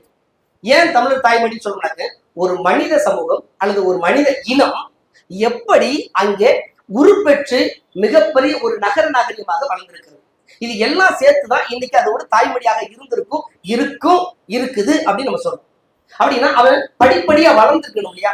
படிப்படியா அதற்கான சான்றுகளை நான் ஒரு 5-6 சான்றுகளோடு நான் இதை பார்த்து நம்ம முடிவு எடுக்கிறேன். ஒண்ணு, இது இப்ப பார்த்தீங்கன்னா இதுக்கு பேரு தாங்கின் பேரு. இதுக்கு பேரு இது நான் கண்டுபிடிச்சது. இது எட்டிசேரி அப்படின்ற ஒரு ஊர்ல அந்த பார்த்தீங்கன்னா இதுல சொல் போட்டிருக்கேன் இட்டிசேரி அப்படின்னு இன்னைக்கு வரையும் நாங்க சொல்லிட்டு இருக்கோம். என்னுடைய படிப்பு சான்றிதழ் கூட என்னுடைய இது கூட இட்டிசேரி அப்படின்னு இருக்கு. நான் இந்த இந்த தொல்லியல் தரவை கண்டுபிடிச்சதுக்கு பிறகுதான் நான் என்னுடைய அஞ்சல் துறைக்கு போயிட்டு இது இட்டிசேரியா அல்லது எட்டிசேரியான்னு போய் தேடுறேன். ஏன்னா தமிழ் இலக்கியத்துல எட்டி அப்படிங்கிறது ஒரு மிக முக்கியமான பேர். எட்டி பட்டம் பெற்ற ஒரு குதிரை வீரனும் அவனோடு சேர்ந்து இருக்கக்கூடிய இடம் தான் சேரி. சேரின்னா உங்களுக்கு இன்னைக்கு கூடிய பொருள் கிடையாது, அத்தனை பேருக்கு தெரியும். சேரிங்கிறது சேர்ந்து வாழக்கூடிய ஒரு இடம். அப்படின்னா எட்டி பட்டம் பெற்ற ஒருவனும் அவனை சார்ந்தவர்களும் சேர்ந்து இருந்த ஒரு இடம் தான் எட்டி சேரி. ஆனா அது இன்னைக்கு பேச்சு வழக்குல என்னவா மறிச்சுக்கு, இட்டியா மறிச்சு, ஈகரமா மறிச்சு. இப்ப கோவன் புத்தூர் அப்படிங்கிற இந்த ஊர் இப்ப இன்னைக்கு கோயம்புத்தூர்ல மாதிரி இருக்கா, பூளைமேடு அப்படிங்கிறது இன்னைக்கு பீளைமேடு மாதிரி இருக்கா. இது போலதான் இந்த எனது ஊரும் கூட அது மறி வந்திருக்கு. அங்கே கடைஞ்சு நான் கண்டுபிடிச்சது என்னுடைய மனைவி என்னுடைய பையன் எல்லாம் சேர்ந்து நாங்க கடை வைக்க போறது, மொத்தமா குடும்பத்தோட தான் போறது. அந்த அடிப்படையில் பார்த்தோம்னாக்க இந்த ஒரு தாங்கியை கண்டுபிடிச்சது. இந்த தாங்கி நம்மளுடைய கீழடியும் இங்க இருந்து அழகங்குளமா இருக்கும், ஆதிச்சநல்லூரா இருக்கட்டும், கொடுமணரா இருக்கும், எல்லா இடங்களிலுமே இந்த தாங்கி கிடைச்சது. இப்ப இந்த தாங்கி அப்படிங்கிறது நம்ம சர்வசாதாரணமா நம்ம அதை தாண்டிட்டு போயிட முடியாது, அதை கடந்துட்டு போயிட முடியாது. தொல்லியல் அறிஞர்கள் சொல்லும் போது சொல்றாங்க, எப்ப ஒரு மனிதன் மிகப்பெரிய ஒரு அறிவியல் வளர்ச்சியை ஏற்படுத்தினான்னு கேட்டா, எப்ப அவனுடைய தேவைக்கு அதிகமாக இருக்கக்கூடிய அந்த பொருட்களை சேமித்து வைப்பதற்கு ஒரு கலனை, ஒரு மண்பானையை செய்ய ஆரம்பிச்சானோ அதுவே மிகப்பெரிய அறிவியல் வளர்ச்சி தான். அப்ப அறிவியல் வளர்ச்சிங்கிறது நீங்க இன்னைக்கு இருக்கிற மாதிரி இந்த நவீன சூழலை கண்டுபிடிக்கிறது மட்டும் அறிவியல் வளர்ச்சி கிடையாது. அன்றைய காலத்துல அவன் வாழ்ந்த அந்த காலகட்டத்துல அவனுடைய தேவைகளுக்கு அதிகமாக இருக்கக்கூடிய அந்த பொருள்களை சேமித்து வைப்பதற்கு அவன் ஒரு பெரிய ஒரு தாடி, அதுக்கு பேர் குதிர்னு சொல்லுவோம். நெல்லு கொட்டி வைக்கிறதுக்கு குதிர்னு பேரு. முன்னாடி பார்த்தோம்னாக்க மொடா அப்படின்னு சொல்லுவோம். பெரிய பெரிய மண்பானையா இருக்கும், அதுலதான் நம்ம அரிசி கொட்டி வச்சிருப்போம். எல்லா தீர்மானங்களும் கூட அதுக்குள்ள வந்து எடுத்து வச்சிருப்போம். அதுக்கு பிறகு நார்ல பொட்டி கொண்டு வருது. அப்ப சேமித்து வைக்க பழகக்கூடிய ஒரு காலகட்டம் இல்லையா? அப்ப அவன் கண்டுபிடிக்கப்பட்டதுதான் இந்த அறிவியல் வளர்ச்சி தான் இந்த மண்பானை செய்த காலகட்டம். நான் அதுதான் சொன்னேன், இந்த மண்பானை அப்படிங்கிறது சாதாரண இது கிடையாது. அவன் எவ்வளவு நாள் அதுக்காக யோசனை பண்ணியிருப்பான். ஏன்னா இன்னைக்கு வந்து ஒரு டிசைன்ஸ் நம்ம ஏதாவது ஒண்ணு வந்து உருவாக்கணும்னா இன்னைக்கு ஆல்ரெடி ஒண்ணு இருக்கு, அதுல வந்து நம்ம புதுசா ஒண்ணு வந்து நம்ம ஆட் பண்ணிடலாம். மொபைல் வந்துச்சு, அந்த மொபைலுக்கு பிறகு இன்னைக்கு எல்லாமே வந்து இன்னைக்கு என்னை வந்து ஒரு படம் எடுக்கக்கூடிய அளவுக்கு அதுக்கு வந்து கேமரா இருக்கு, கேமரா தனி மொபைல் தர. ஆனா அதுக்குள்ள இருந்து இன்னொரு கொண்டு வர முக்கியம் கிடையாது. எதுக்குமே இல்லாத காலகட்டத்துல புதுசா அவங்க கொண்டு வரா இல்லையா, அதுதான் வளர்ச்சி. அப்படி ஒரு வளர்ச்சியா தான் இதை பார்க்கிறோம். இந்த தாங்கி வந்து இப்ப நம்மளுடைய இது என்னன்னாக்க கலை அறிவு வளர்த்த சமூகம். இந்த கலை அறிவுனாக்க நீங்க இதை நான் கொஞ்சம் கவனிச்சுன்னா தெரியும். இங்க பாருங்க, கீழே வந்து ஒரு கழுத்து இருக்குது. இந்த கழுத்துக்கு மேல அவன் வந்து முதல்ல அவனுடைய பானை இப்படி அவன் பானை வந்து நம்ம அப்படி கீழே வந்து உருளும். கீழே வந்து அவனுடைய தூர் இருக்கு இல்லையா, அது வந்து பட்டையா இருக்காது, சும்மா அப்படி ரவுண்ட் அப்படியே கோலமா தான் இருக்கும். அப்ப உருள்ற அந்த பானைய கீழே விழாம வைக்கணும்ல, அதுக்கு அவன் யோசனை பண்ணி தயார் பண்ணதான் இந்த தாங்கி. அப்ப இதுக்குள்ள வச்சா அது கீழே விழுகக்கூடாது. அப்ப இதுக்கு ஒரு தாங்கி மாதிரி சும்மா பிரிமனை, சும்மா இந்த இடத்துல வந்து அது பிரிமனைன்னு சொல்லக்கூடாது, பிரிமனைன்னு நான் சொல்லுவோம். அதுதான் நான் எடுத்து வச்சிருக்கேன். இந்த பாத்து இது 2-3 வகையில செய்யலாம். இந்த பிரிமனைய வைக்கோல்ல செய்வாங்க. நம்ம கருதை அடிச்சு முடிச்ச பிறகு அந்த நெல்லெல்லாம் வீட்டுக்கு கொண்டு போயிட்டு அந்த கதிர் இருக்கு இல்லையா, அந்த வைக்கோல் மாடு திங்கிற வைக்கோல்ல அந்த படைச்சு என்ன பண்ணுவாங்க, அப்படியே திருச்சு அந்த பிரிமனை செய்வாங்க. அதே மாதிரி நம்முடைய கயர்லையும் பிரிமனை செய்வாங்க. கயர்லையும் பின்னாடி பிரிமனை வந்திருக்கு. இன்னைக்கும் கூட நம்முடைய கூட பிறந்த சகோதரிகளுக்கு திருமணம் செய்து வைக்கும் பொழுது சீர் அனுப்புறோம். அந்த சீருல இன்னைக்கும் கூட தட்டு, டம்ளரு, குடம் எல்லாம் வைக்கும் போது இப்ப சில்வர்ல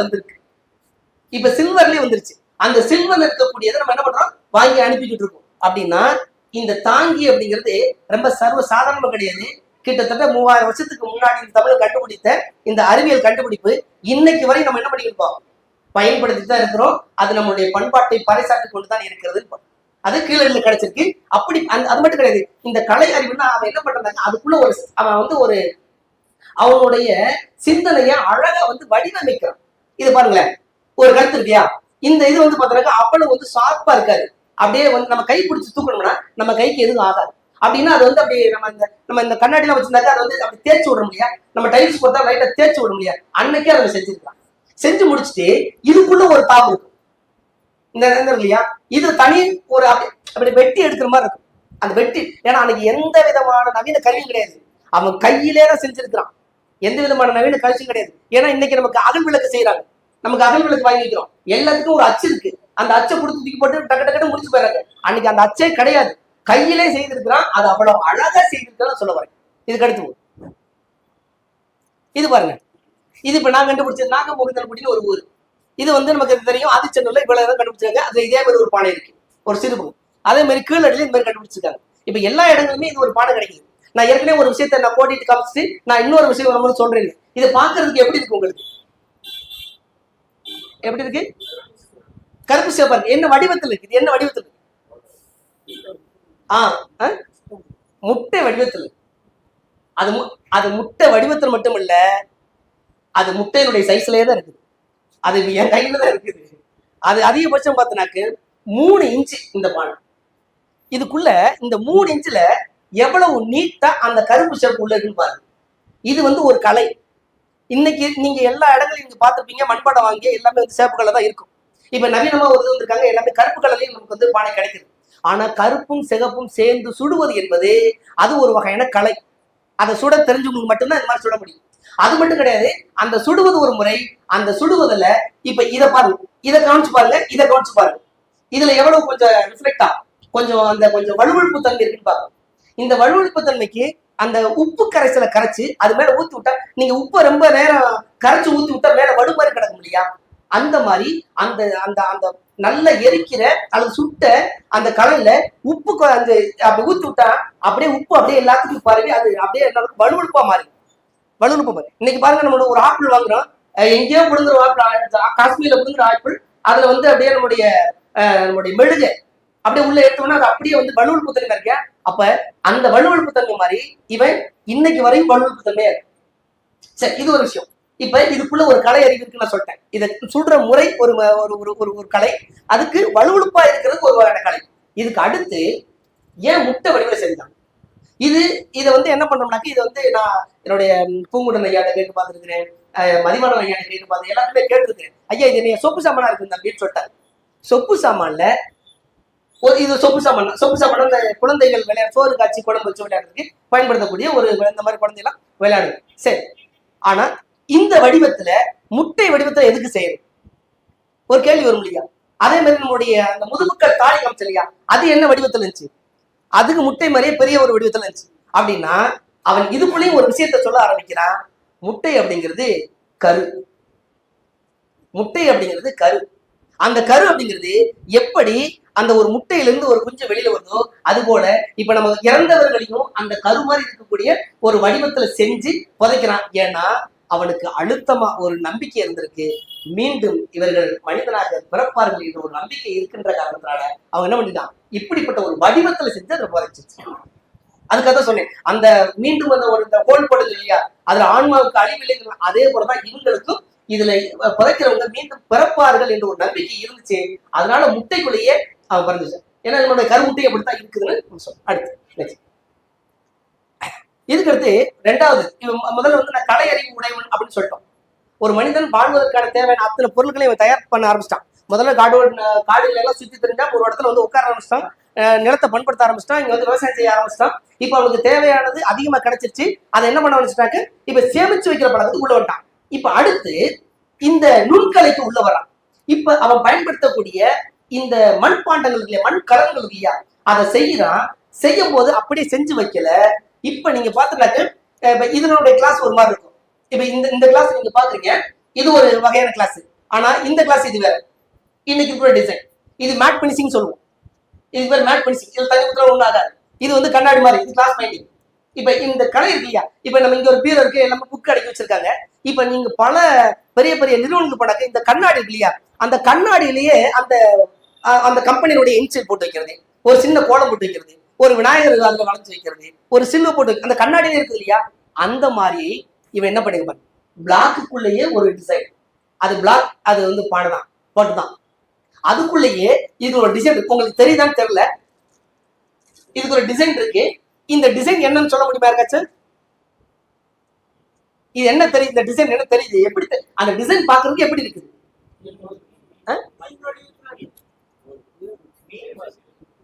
நீர்ப்பாசன மாதிரி இருக்கு.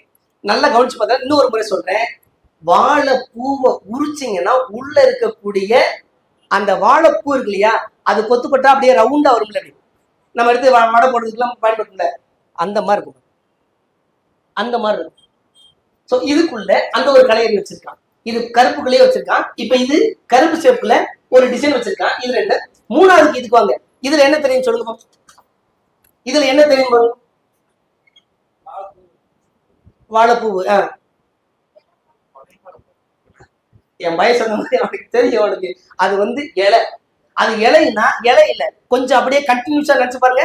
இது நம்ம எங்க கட்டுவோம், இது என்ன இலை சொல்லுவோம், மா இலை தோரணம்.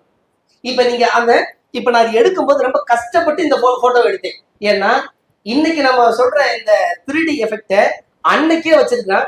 இந்த இருக்கிற இங்க பாருங்க, இங்க ஒரு இலை இருக்கு, இங்க 1 2 3 4, இந்த இடத்துல ஒரு முடிச்சிருக்கு, உங்களுக்கு தெரியும், நல்லா கவனிச்சதும் தெரியும். இந்த இடத்துல ஒரு முடிச்சிருக்கு, இங்க அந்த கோடு இங்க வரை என்னுடைய இந்த விரல் வரையும் போகுது. இந்த பானை எடுத்து இப்படி வச்சு பார்த்தா எல்லா அந்த பூவையும் நம்ம நேரடியா பார்க்க முடியாது.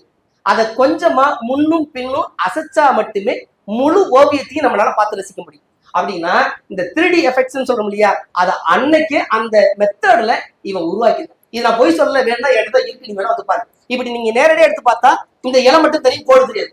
கோடை பாத்தீங்கன்னா இலை தெரியாது, உண்மையிலேயே தெரியாது. அப்படிப்பட்ட ஒரு கலை அறிவு, அது சொல்ல நுண்கலை. அவனுக்கு அவனுடைய அறிவாற்றலை எப்படி எல்லாம் வெளிப்படுத்த நினைச்சானோ அப்படி அவன் மேன்மையை அடைய அவனுடைய அறிவு இருக்கு இல்லையா, அதை அடுத்த கட்டத்துக்கு கொண்டு போயிருக்கான். அது நுண்கலை வளர்த்துன்னு சொல்லியிருக்கேன். இது வந்து கீழடி. இப்ப நான் கண்டுபிடிச்சது இது எல்லாமே என்னுடைய ஊர்ல கண்டுபிடிச்சது. இப்ப என்கிட்ட இருக்கிற பொருள் இது எல்லாமே மேற்பரப்பு கலாய்வு. நமக்கு ஒரு அடி கூட நம்மளுடைய மண்டத்தோண்டி நமக்கு எடுக்கிறதுக்கு அனுமதி கிடையாது. அதுக்கு தமிழ்நாடு அரசும் தொழில் அரசு வந்து நமக்கு அனுமதி கிடையாது. அப்படின்னாக்கா அது வந்து குற்ற செயலா மாறிடும். இது எல்லாமே மேல எங்க ஊர் பக்கத்துல வந்து ஒரு கால்வாய் போயிட்டு இருக்கு. என் வீட்டுக்கு கொஞ்சம் அருகாமையிலேயே ஒரு கால்வாய் போயிட்டு இருக்கு. அதுக்கு நாட்டார் கால்வாய் பேரு. அந்த கால்வாயை ஜேசிபி விட்டு தோண்டி அந்த தண்ணி கொண்டு போறதுக்காக என்ன பண்ணாங்க, தோண்டி போட்டாங்க. பார்த்தா நான் ஊருக்கு போயிருக்கேன். ஊருக்கு போயிருக்கும்போது பார்த்தாங்க இதெல்லாம் மேல கிடக்குது. ஏன்னா இது மேல கிடைக்கி பார்த்தோன்னே கருப்பு சேப்பா கிடக்குது. கருப்பு சேப்புனாக்க நம்ம வந்து எம்ஏ படிக்கும் போதே படிச்சிடும். கருப்பு சேப்பு பானை ஓடுகள்லாம் கிட்டத்தட்ட ஒரு 2000 வருஷத்துக்கு முன்னாடி உள்ளது. இது இந்த முதுமக்கள் தாலியெல்லாம் சொல்லுவாங்க அப்படின்னு படிச்சிருக்கிறோம். அதை பார்த்த உடனே பிறக்க ஆரம்பிச்சதான் என்னுடைய இது வந்து இப்ப கீழே இல்லை. இதே மாதிரி ஒரு டிசைன் தான். இங்க எப்படி இந்த டிசைன் போட்டுக்கோ, இது மாதிரி பல வகையான டிசைன் கிடைச்சிருக்கு. இது போல இது ஒண்ணு மட்டும் கிடையாது, பல வெரைட்டி ஆஃப் அந்த டிசைன்ஸ் கிடைச்சிருக்காங்க. அப்ப ஒரு மனித சமூகம் ஆரம்பிச்சதுல இருந்தே இப்ப அவன் படிப்படியா வளர்ந்து போய்கிட்டு இருக்கான். அவனுடைய அறிவு மேல் நோக்கி போயிட்டு இருக்கு. அவன் ரசிக்கக்கூடிய பண்பு இருக்கு இல்லையா, அந்த ரசனை அப்படியே அதிகமாயிட்டு போகுது. அடுத்து நேரம் இது வந்து வட்டுச்சல். இது வந்து கீழே கிடைச்சது. இது எல்லாமே நான் கண்டுபிடிச்சிருக்கிறது. இப்ப இது எதுக்காக பயன்படுத்துவோம்னு சொல்லிட்டு நம்ம வந்து ஒரு படத்தை போட்டோம். அதிகமா நம்ம என்ன பண்ணுவோம், பொம்பளை பிள்ளைலாம் வந்து நமக்கு அந்த வட்டாடுவதற்காக பயன்படுத்தப்படுது. ஆனா இப்ப இந்த இருக்கு இல்லையா, இது மாதிரி கிட்டத்தட்ட ஒரு 300 நானூறு இருக்கு. 300 நானூறு இருக்குது. இப்ப இதுல சிறுசுல இருந்து பெருசு மணி இருக்குது. கருப்பு சிவப்புல இருக்கு. அந்த பாலிசாவும் இருக்கு, பாலிஸ் இல்லாம இருக்கு. சில இடங்கள்ல ரொம்ப அந்த வட்டமா இருக்கும், சில பேர் வட்டம் இல்லாம இருக்கும். சரி, அதெல்லாம் போக இந்த இருக்கு இல்லையா, இது வந்து பாத்தீங்கன்னா கிட்டத்தட்ட உள்ளங்கை அளவோட பெருசு. அப்படின்னா சின்னதா இருந்துச்சு இல்லையா, இதெல்லாம் வந்து நம்மளுடைய பெண்கள் வந்து அந்த வட்டு விளையாடுறதுக்கு அந்த கட்டம் கட்டி ஒரு காலை தூக்கி நொண்டின்னு சொல்லுவோம். எங்க ஊர்ல இங்க வட்டுன்னு சொல்றோம். எங்க ஊர்ல மதுரையில இருந்து நொண்டின்னு சொல்லுவோம். ஒரு காலை தூங்கி ஒரு காலை வந்து அது மேல அந்த சில்லு மேல மிதிக்கணும், மிதிச்சுதான் எடுக்கணும். இப்ப இது சிறுசா இருக்கு, மிதிச்சிடும். ஆனா இப்ப நான் சொல்றது உள்ளங்கை அளவோட பெருசு. கிட்டத்தட்ட அது 2 இன்ச்சு அல்லது 2ல இருந்து 3 இன்ச்சு பெருசா இருக்கும். 3 இன்ச்சு சில்ல நீங்க எப்படி மிதிப்பீங்க? அது ஒத்த கால தூக்கி நம்மளுடைய உடம்பு வெயிட் எல்லாத்தையும் ஏத்தி அது மேல மிதிச்சோம்னா என்ன ஆகும்? கால் ரொம்ப பாதிக்கப்படும். அப்ப இது கண்டிப்பா இது இந்த வட்டுச்சல் அப்படிங்கிறது பெண்கள் விளையாடுவதற்காக பயன்படுத்தப்படலை. அப்படின்னா பெண்கள் வட்டுச்சல் விளையாண்டா ஆண்கள் ஏதாச்சும் விளையாண்டுருப்பாங்கல்ல. என்ன விளையாண்டுருப்போம்? சில்ல இல்ல, ஏழுகள்ல எரிபந்து சொல்லுவோம். ஏழுகள்ல எரிபந்து சொல்ல முடியாது. கல்ல அப்படி அடுக்கி வச்சு அந்த பந்தை விட்டு எரிஞ்சு அதை குடைச்சு விட்டுட்டு மீண்டும் அதை வந்து நம்ம அடிக்கணும் இல்லையா. அப்படின்னா பெண் பிள்ளைகள் இந்த சிறுசில்ல வச்சுக்கிட்டு அவங்க வந்து நொண்டி விளையாண்டா ஆண் பிள்ளைகள் என்ன பண்ணிருப்பாங்க, அந்த 7 கல்லு 7 முறை சொல்லுவாங்க, அந்த சில்லுன்னு சொல்லுவோம், அதை அடிச்சு நம்ம கழிச்சு விட்டுருவோம். அவங்க என்ன பண்ணிருக்காங்க, அது மாதிரி விளையாண்டு இருக்கலாம். அப்புறம் இது கூட இந்த சிறுசிலை படிச்சிருக்கு, அது வந்து சக்கரமாக பயன்படுத்தப்பட்டு அடுத்து இது பொழுதுபோக்குக்காக விளையாண்டுருக்கு. இப்ப 3வது கான்செப்ட் சரிங்களா. 3வது கான்செப்ட்ல இது வந்து பார்த்தா இங்க பாருங்க, இது வந்து விளையாட்டு பொருள்னா. இப்ப இங்க நமக்கு கிடைக்கக்கூடிய கீழடியில வந்து நிறைய கான்ஸ் கிடைச்சிருக்கு. என்னுடைய கையில் கிடைச்சிருக்கு, அதே மாதிரி அவருடைய பகடை கிடைச்சிருக்கு. இப்ப இது நான் கண்டுபிடிச்ச இடத்துல கிடைச்சிருக்கு. இது எல்லாமே ஜெஸ் காயின் மாதிரி இருக்கு. இது வந்து ஹரப்பால கிடைச்சிருக்கு, இங்க அதே மாதிரி இருக்கு. அப்படின்னா இந்த வளர்ச்சி அப்படிங்கிறது இப்ப நம்ம வந்து சாதாரண ஒரு கிராமத்துவாசி இவனுக்கு ஜெஸ் எல்லாம் தெரியும் அப்படிலாம் கிடையாது. ஏன்னா இவன் படிப்படியா வளர ஆரம்பிச்சிட்டான். எங்கேயோ அவனுடைய வளர்ச்சி எதை நோக்கி போயிட்டு இருக்குன்னு தெரியல. அப்படியா பார்க்கும்போது ஹரப்பால சரி, நம்மளுடைய எங்க சிந்துவெளியும் சரி, எல்லா இடத்துலையும் கிடைக்கக்கூடிய அந்த பொருட்கள் இங்கேயும் கிடைக்குது அப்படின்னு சொல்றோம். இங்கேயும் கிடைக்குது அப்படிங்கிற இந்த நம்ம செஸ் கேனை நம்ம கேட்பாரு. அடுத்து விளையாட்டு பொருள் இதுல இருக்கு. அடுத்து நெக்ஸ்ட் அடுத்து இது எல்லாமே இப்ப நம்ம 4வது கான்செப்ட். இப்ப பொழுதுபோக்கு முடிஞ்சிருக்கியா, பொழுதுபோக்குலயே அவங்களுடைய வாழ்க்கையை முடிச்சிருப்பானா? அப்ப அவன் அறிவார்ந்த நிலையில சிந்திக்க ஆரம்பிச்சிருப்பா இல்லையா. பொழுதுபோக்குல இருந்திருக்க முடியாதுல்ல. அடுத்து அவன் கல்வியை கொண்டு போகணும் இல்லையா. அப்படின்னா அந்த 4வது கான்செப்ட் கல்வி அறிவு வளர்த்தல் சமூகம். ஏன்னா இந்த உலகத்துல தொழில் இருக்கக்கூடிய அத்தனை பேரும் தெரியும், அவெல்லாம் வந்து நம்மளுடைய இந்த இது பானை ஓடு, இது நம்ம பயன்படுத்தக்கூடிய பானை ஓடுகள். அந்த ஓடுகள்ல குறியீடு இருக்கு. நம்ம மதிவான ஐயா சொல்லும்போது முதல்ல குறியீடுகள் வந்துச்சு. ராஜன் ஐயா தான் சொல்லுவாங்க குறியீடுகள் வந்துச்சு. குறியீடும் இந்த சிந்துவெளி எழுத்தும் கூட, நம்ம சிந்துவெளி எழுத்தோட அல்லது இங்க இருக்கக்கூடிய இந்த தமிழ் எழுத்தும் வந்து ஒரு நிலைதான். அது நீங்க எப்படி வச்சுக்கிறீங்கன்னாக்க காலத்தால் முற்பட்டதுன்னு வச்சுக்கிறீங்க. காலத்தால் முற்பட்டு வச்சுக்கிட்டு சட்டப்பட தேவையில்லை சொல்லி முடிச்சாங்க. ஆனா அப்படி பார்த்தாலுமே இது குறியீடா இருந்தாலும் நம்ம எழுத்தா இருந்தாலும் காலத்தால் முற்பட்டு. அது மட்டும் கிடையாது, நீங்க ஏனைய உலக நாடுகள் இருக்குல்ல, அவெல்லாம் வந்து என்ன அரசுடைய அந்த அதிகாரங்களை அவங்களுடைய அந்த கொள்கையை மட்டும் எழுதுறதுக்கு அவங்க என்ன பண்றாங்க, பயன்படுத்திருப்பாங்க. ஆனா இங்க கிடைச்ச நம்மளுடைய தரவு இல்லையா, சாதாரண மனிதன், ஏழை எளிய மனிதன், அன்றாடம் அவனுடைய அன்றாடம் வச்சு சொல்லக்கூடிய அவன் வீட்டுல இருக்கக்கூடிய இந்த மண்பாண்டங்கள்ல இந்த குறியீடு இருக்கு, இந்த எழுத்துக்கள் இருக்கு. அப்படின்னா இந்த சமூகம் அப்படிங்கிறது எந்த அளவுக்கு எழுத்தை எழுதி அதை தெரிந்து கொள்ளக்கூடிய அளவுக்கு அவன் கல்வி அறிவை இந்த சமூகம் வளர்த்திருக்கிறது. அடுத்தபடியாக அது என்ன இருக்கு, கல்வியை உலகுக்கு கத்துக் கொடுக்கக்கூடிய அளவுக்கு இந்த தமிழ் சமூகம் வளர்ந்திருக்கு அப்படிங்கிறதுக்கு இது நல்ல எடுத்துக்காட்டு. அப்படி பாத்தீங்கன்னா நம்மளுடைய கீழடியில நிறைய பேர்கள் கிடைச்சிருக்கு. கோவைன்னா அரசியல் அர்த்தம், கோவைன்னா அரசியல் அர்த்தம். அது மாதிரி ஆதன், சாத்தன், கோன்னாலும் அந்த அர்த்தம். ஆந்தை, மகன், குவீரன், இப்படி நிறைய அந்த பேர்கள், நிறைய அந்த பேர்கள் மட்டும் கிடையாது, இதுக்குள்ளே நிறைய குறியீடுகள் கிடைச்சிருக்கு. நெக்ஸ்ட் இந்த குறியீடு கிடைச்சிருக்கு. இந்த குறியீடு எல்லாமே எழுத்தறிவு பெற்ற சமூகம் அப்படிங்கிறதுக்கு நம்மளுடைய தமிழ்நாடு தொல்லியல் துறை ஒரு மிகப்பெரிய ஒரு புத்தகம் போட்டிருக்காங்க. நல்ல புத்தகம், அது குறுகிய பக்கங்கள்லாம் கொண்டிருக்கும். ஆனா வாங்கி படிக்கிறது நம்ம எளிமையா இருக்கும். நீங்க அந்த புத்தகத்தை படிக்க நான் வேண்டிக்கிறேன். அந்த அடிப்படையில அங்க வந்து கிடைக்கக்கூடிய அந்த குறியீடுகளையும் அந்த எழுத்துக்களையும் அடைவுபடுத்தி நிறைய கொடுத்திருக்காங்க. இப்ப நான் சொல்ல வருது, அப்ப இந்த பொழுதுபோக்கோட இல்லாம அவன் அடுத்த கட்டத்துக்கு வளர்ந்து விட்டான், கல்வியை கொண்டு சேர்த்து விட்டான், உலக மக்களுக்கே கல்வியை சொல்லிக் கொடுக்கக்கூடிய அளவுக்கு அவன் வளர்ந்து இருக்கிறான் அப்படின்னு. அடுத்து இதுக்கு அடுத்து அடுத்ததாக வரக்கூடியது, இப்ப கத்துக்கிட்டான் இல்லையா, கத்துக்கிட்டு அவன் என்ன பண்ணணும், வணிகத்தை நோக்கி போகணும் இல்லையா. வணிகத்தை நோக்கி போகணும் அப்படின்னா கீழடியில எக்கச்சக்கமான பாசியை கிடைச்சு. ஆனா இந்த பாசிகள் வந்து பாத்தீங்கன்னா முதல்ல நம்ம கோவையை சொல்லி ஆகணும், அதுவும் கொடுமணை சொல்லி ஆகணும். கொடுமணில இருந்து இந்த பாசிகள் எல்லாம் வந்து ஒரு மாலையாக கோர்க்கப்பட்டு கிட்டத்தட்ட ரோம் நாட்டுக்கு போயிருக்கு, எகிப்து வரைக்கும் போயிருக்கு. இங்க இருக்கு அதுக்கு இங்க இருந்து நம்மளுடைய கரூர்ல இருந்து அந்த கடல் மார்க்கம் சொல்லுவோம், நம்மளுடைய பெருவெளியில கரூர்ல இருந்து ஆரம்பிச்சு வெள்ளலூர் வந்து முசிறி நம்முடைய கேரளா போய் அங்க இருந்து ரோம் நாட்டுக்கு வரைக்கும் போயிருக்கு. அதுக்கு ரோம் நாட்டுல இருக்கக்கூடிய ஒரு நூலகத்துல ஒரு மியூசியத்துல இங்க நம்மளுடைய முசிறில இருக்கக்கூடிய ஒரு தமிழனுக்கு அவனுக்கு ஒரு ஒப்பந்தம் போட்டிருக்கிறத ஒரு செய்தியும் அங்க இருக்குது. அப்படின்னா இங்க இருந்து இந்த பாசிகளை அவன் கொண்டு போயிருக்கிறார், வடிவம் செய்திருக்கிறார். அது மட்டும் கிடையாது, நம்மளுடைய பதிச்சுப்பத்துல வரும், நம்ம சங்க இலக்கியத்துல வரும், பொண்ணோடு வந்து கரியோடு போயிருந்த அப்படின்னு ஒரு வடி வரும். அதுனாக்க அங்க இருந்து பொண்ணுனாக்க தங்கத்தை கொண்டு வந்து கப்பலா இங்க இறங்கிட்டு இங்க இருந்து வெறும் மிளகை மட்டும் ஏற்றிட்டு கப்பலா கொண்டு போயிருக்கான். பதிச்சுப்பத்துல வர முடியாது.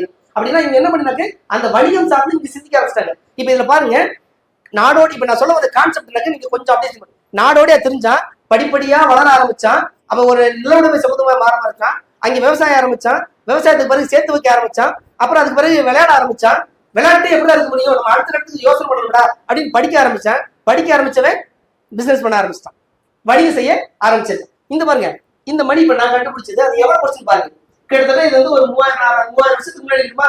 அந்த மணியினுடைய சைஸ் என் கைக்குள்ள எவ்வளவு பெருசு பாருங்க, என் கைக்கு உள்ள எவ்வளவு பெருசு பாருங்க.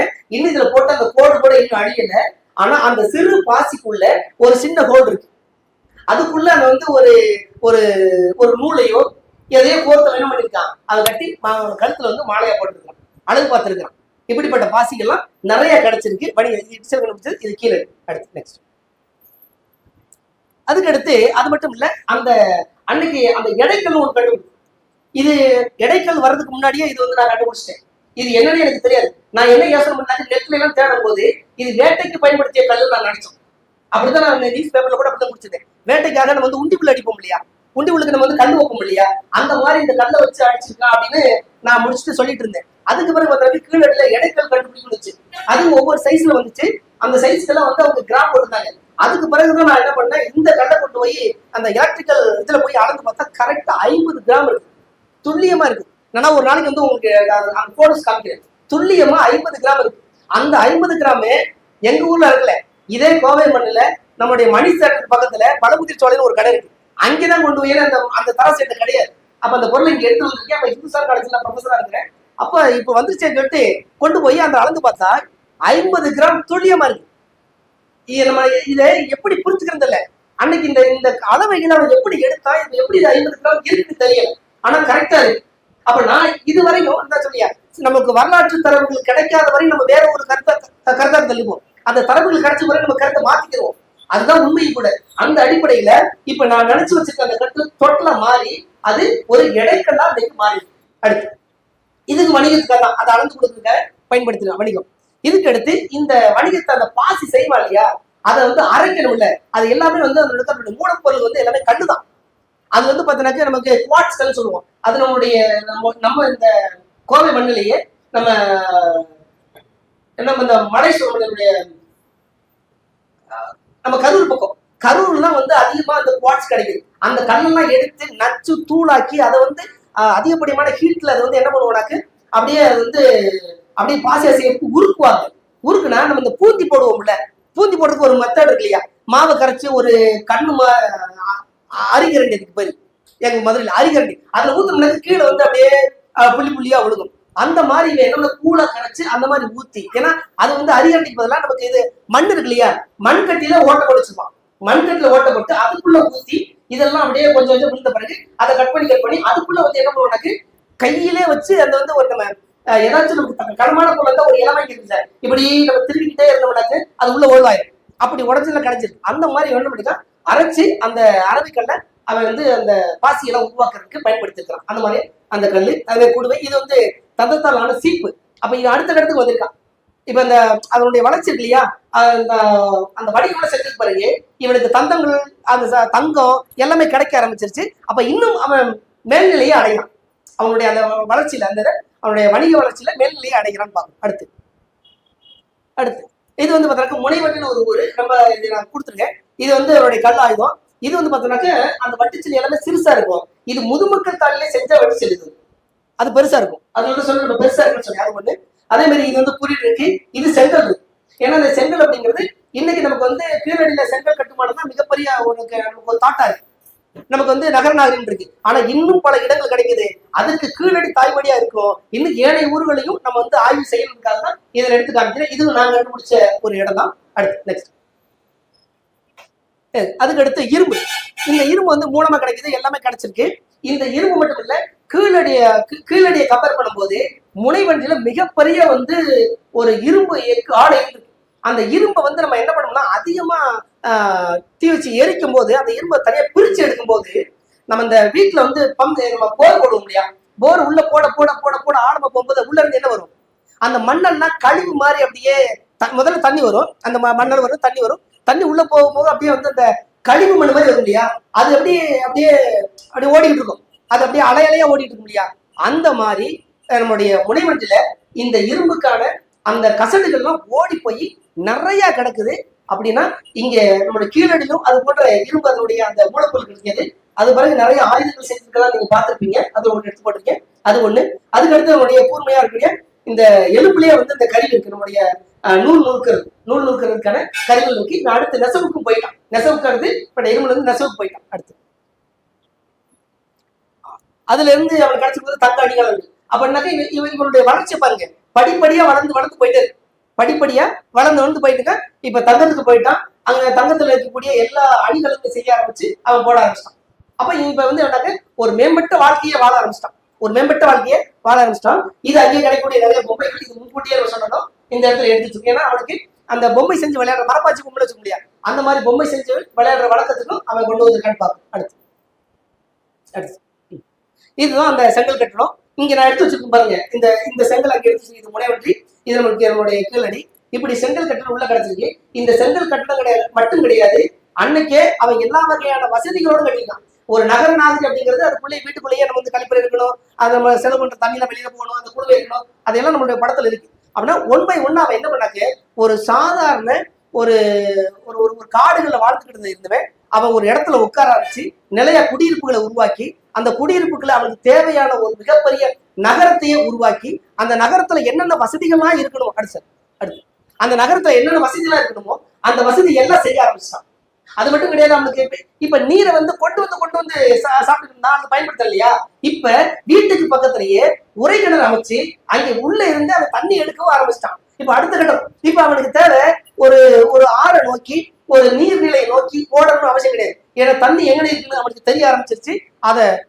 அதை உள்ள வந்து ஒரு கேணி மாதிரி அவன் தோண்ட ஆரம்பிச்சிட்டான். உள்ள நம்ம உள்ள போக முடியாது. அப்ப உள்ள போயிட்டு வர்றதுக்கு அந்த தண்ணியை சேமிச்சு எடுக்கிறதுக்கு அதுக்கான என்ன வழிமுறைன்னு கண்டுபிடிச்சா, வல்லவனுக்கு புல்லும் ஆயுதம் சொன்ன மாதிரி அவனுக்கு கிடைச்ச அந்த மண்ணுல இருந்து அந்த உரை கிணறை உருவாக்கி சுட ஆரம்பிச்சான். ஒரு உரைக்கு மேல இன்னொரு உரையை வச்சு பண்ணிட்டான். அவன் தண்ணியை தேக்கி வைக்க ஆரம்பிச்சிட்டான். ஒரு கிணறை உருவாக்கினான். உரையை உருவாக்கி கிணறை உருவாக்க ஆரம்பிச்சு அவன் செம்மையா வாழ ஆரம்பிச்சிட்டான். அடுத்து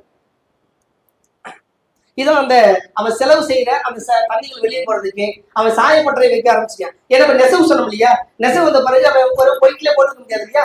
அப்ப அந்த கலர்ச்சாயத்தை உருவாக்கி இருப்பான். அந்த கலர்ச்சாயத்தை உள்ள தொட்டி அவன் அமைச்சிருப்பான். அந்த தொட்டியில அமைச்சு முடிச்சதுக்கு பிறகு அந்த தண்ணியை வெளியேற்றணும். அப்ப வெளியேற்றுறதுக்கு இன்னைக்கு நம்ம வச்சுட்டு எப்படி வந்து நம்முடைய பைப் வச்சு வெளியேற்றுறோமோ அந்த மாதிரி அன்னைக்கு அவன் பைப்பை என்ன பண்ணிருக்கான், அவனுடைய அந்த கிடைத்த அந்த மண்ணிலேயே அவன் அந்த குடுவையை செய்ய ஆரம்பிச்சு அந்த குடுவின் வழியாக அவன் இடத்துல இருந்து வேற ஒரு இடத்துக்கு கொண்டு போய் அந்த தண்ணியை வந்து போட ஆரம்பிச்சான். அப்படின்னா அவன் எந்த அளவுக்கு இப்ப யோசனை பண்ணிருக்கான்னு பாருங்க. அவன் செலவழிச்ச தண்ணி அதுக்குள்ள இருக்கக்கூடாது, அல்லது பக்கத்து வீட்டுல இருக்கக்கூடாது.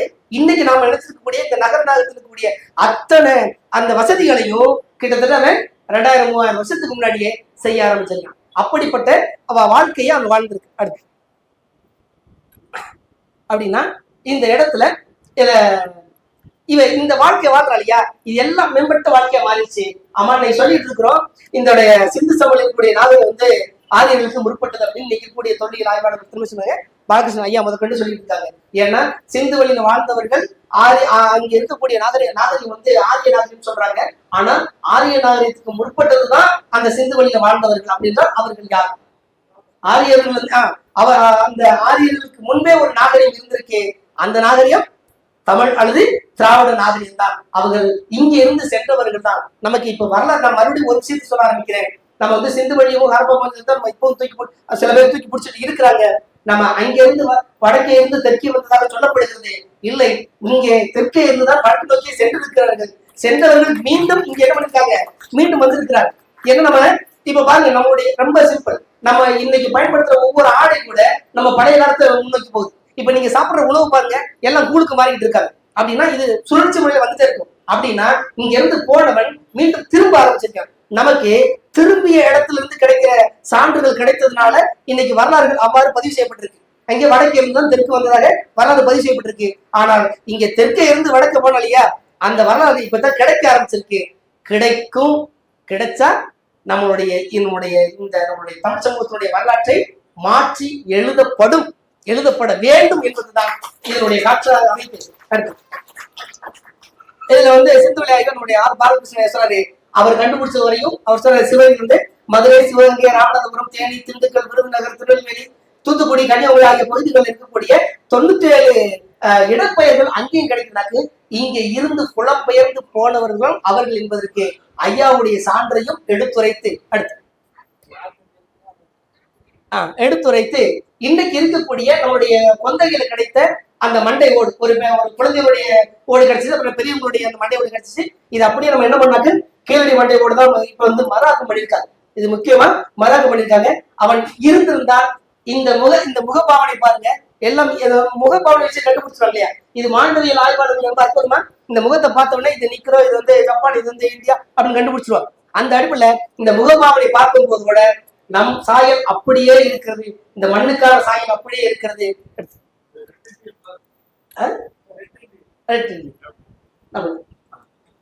அந்த அடிப்படையில் இப்ப இந்த ஆய்வுல இதை எல்லாமே மறு உருவாக்கம் பண்ணியிருக்காங்க. மீண்டும் நாம் இந்த இடத்துல சொல்லிக்கொள்ள விரும்புவது, வரலாறு கிடைக்கவில்லை, சிந்துவெளியோ ஹரப்பா தான் ரொம்ப பெரியது, அந்த நாகரிகம் அதோடு ஆரிய நாகரிகம் என்று சொல்லிக் கொண்டிருக்கிறார்கள். இல்லை, இங்க இருந்து சென்ற நாகரிகம் திரும்பி வந்திருக்கிறது.